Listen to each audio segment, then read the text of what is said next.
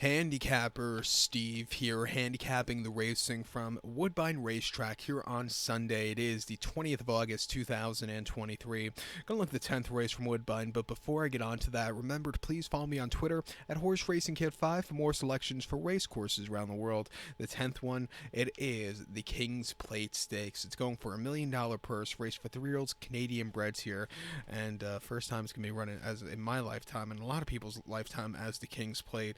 And it looks like for a long time it's going to be probably run as the King's Plate, if you want to go by history. But always an exciting race, just a different name, and this year in particular, it's very exciting. We have a field of 19 horses entered. 17 will go the distance of ground of 2,000 meters or a mile and a quarter on the all-weather Tapeta surface. So that means the good old-fashioned auxiliary starting gate will come out of retirement to make the appearance for this race, or maybe Church will just borrow them their 20 horse starting gate for this one. But I like when the auxiliary gate gets pulled out at Woodbine. It doesn't happen very much in this country at all. More than 14 horses in a gate, barely. We get 14 horses in sometimes.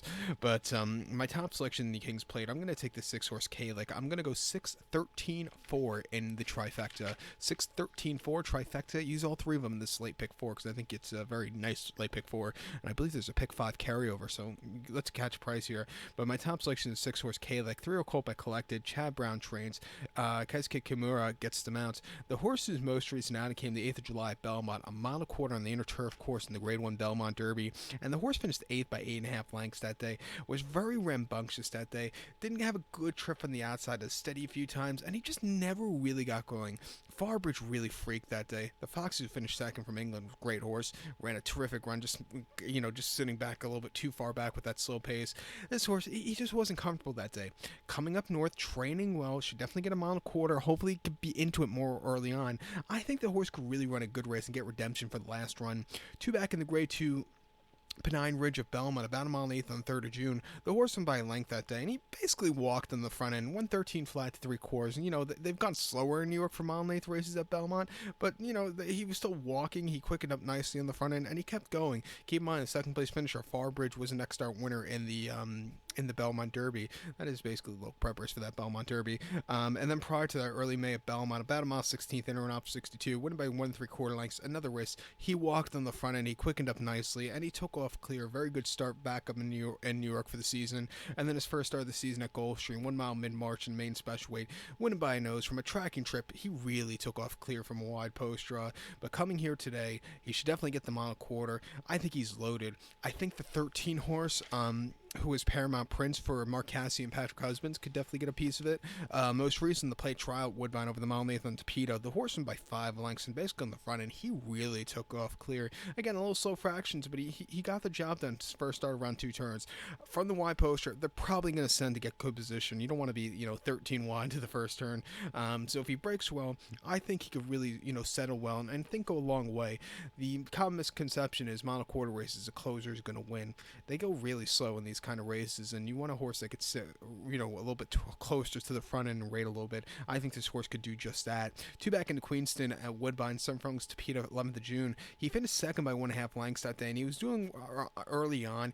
He just couldn't quicken up late. The winner got to him, was running back in this one today, but he ran his heart out second off the bench, and then first off the bench at Woodbine, 6 furlongs off 62. He finished second by 1.5 lengths that day, and he was with them early on. Again, he got beat by his little bit flashier horse on the day. He probably needed the run, but he ran his heart out. The Buyers have definitely been improving. He's training well locally. I'll give this horse a shot on the ticket. He'll be with them early on, definitely into the first half mile. Let's see if he can finish the final 6 furlongs or so. Even the 4 horse Twin City for Gary Boulanger and Stuart Simon wouldn't surprise me if this horse gets the job done. He's bred for a mile and a quarter through and through.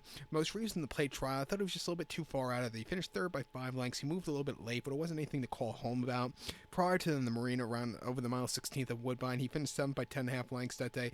And again, he was just wide around 2 turns. He could be around 1 turn. 2 turns, it's a little bit, just not to a horse's best, interest. And, this horse just wasn't getting there. But first off the bench in the King Corey over the 7 furlongs of Woodbine, he won by a nose, and from a tracking trip, he really got the job done. A good, strong performance.